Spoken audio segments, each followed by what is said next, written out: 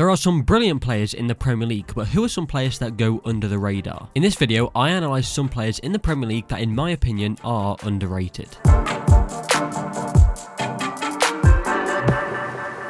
First of all then, let's begin with a midfielder in Andre Frank Zambo Anguissa. He is somebody that I mentioned in my video discussing Fulham at the start of the season. I analysed his performances in the Spanish league where he was impressive in contrast to his debut Premier League season, saying how he likes to get the ball in deep positions and run at the opposition and is patient when passing the ball. As well as that, he was able to show his dribbling ability with 85 successful dribbles and an 83% success rate. And now this season, he's been able to show exactly that in the Premier League for Fulham. His progressive distance in yards carrying the ball towards the goal stands at 1,700 yards. That is the 16th most in the Premier League, alongside 3,000 yards of carrying the ball in any direction. As well, 30 tackles won is the 8th most in the Premier League. All of this proves that he is winning the ball deep, and the first thing on his mind is to take the ball into a more advanced position. And he's great at doing this with his strength to go past people without being pushed off the ball. If there's somebody in his way, then he's great at getting past them. He successfully completed the highest amount of dribbles with 38. Anguissa being a central midfielder above players like Traore, Grealish, Saint-Maximin. These types of players that are so well known for dribbling and running with the ball on the wing. For Fulham to have a midfielder of his quality is huge, and he's proving what he can do at this level. Whether Fulham go down or not, Anguissa will be a player that other clubs will be keeping an eye on as he continues to show his ability. Before the next, if you could be so kind to like the video, it does help the channel and it will be very much appreciated. Second then, another midfielder, this time Leicester City, and I'm excited for the return of Wilfred Ndidi to the Premier League. Now, whether he's an underrated player exactly, I'm not too sure. I know there's people who know how good he can be, but midfielders do usually get looked over quite easily, and Ndidi has been one of the best defensive midfielders for many seasons running now. He played in Leicester's opening 2 matches, both of which they were able to win. However, in these games, playing as a centre-back instead of a defensive midfielder, he was still able to put in a solid performance against West Brom in this position with 2 tackles won and 1 interception, along with 2 headed clearances and winning 1 aerial duel from 2 attempted, contributing to the clean sheet. Let's take a look at the past few seasons at Wilfred Ndidi's tackling and intercepting statistics. 2019-20, 128 tackles won, the second most in the league, and 80 interceptions, also the second most. 2018-19, 143 tackles won, first in the league, 83 interceptions, the third most. 2017-18, 138 tackles won, again the most in the league, but not as many interceptions with 50 this season. Incredibly consistent, one of those players that produces the same numbers season after season, a sign of top quality in the player's ability. I'd imagine after missing out on 8 games in the Premier League, he won't be top of those lists, but per 90, he'll be right up there. He's a player that teammates can rely on to close down the opposition, if they break on the counter-attack with him staying in a deeper position, or by positioning himself in the right area to intercept the pass when out of possession. He becomes a key part of how they can begin to attack. By winning the ball back as often as he does, it means that Leicester can look to break quickly, which suits their game plan. With the pace of Harvey Barnes and Jamie Vardy, the through balls from James Maddison, who Ndidi can lay the ball off to, it means they can have a higher chance of creating these kind of chances with the amount of times Ndidi can win the ball back in a game. This is why I'm interested to see his return, to be able to see if their performances improve with Wilfred Ndidi in the team. Next on this list is West Ham United's Michail Antonio. He's someone I've always been interested in from his time in the Championship, impressing at Nottingham Forest, which made West Ham sign him. He was able to score 14 and assist 14 too in the Championship in the 14-15 season. He arrived at West Ham and made an impact straight away with 8 goals and 4 assists in his first season, with 9 goals and 6 assists in the next. Since then, he's not always been a starter in the squad, but when Moyes was appointed, he began to use him as a starter in the team. He was one of the star players in the matches played after lockdown, scoring 8 along with 1 assist. Now this season, he's been unfortunate with an injury, meaning he missed 3 matches, but has still scored 3 in the 7 matches he's played. I think he's an underrated player because apart from the 17-18 season, which was a hard one for him due to injuries, he's always been able to get at least 12 goal contributions, being a player that doesn't start every single game. He's a quality squad player for a team like West Ham, and even better with him, he's versatile. They've been playing him all over, most recently as a striker, but a lot as a right winger previously, sometimes on the left wing and even as a right back when Slaven Bilic was in charge. Now being used as a striker, he's been able to use his strength really well to hold up the ball. He's been able to adapt and play in different positions, and he's kept performing at around about the same level. I've always been a fan of him, and that's really why I felt like putting him in this list. Next up, we do have another defensive midfielder, but since joining in the summer, Pierre-Emile Heskey has shown exactly why Tottenham signed him for around £15 million.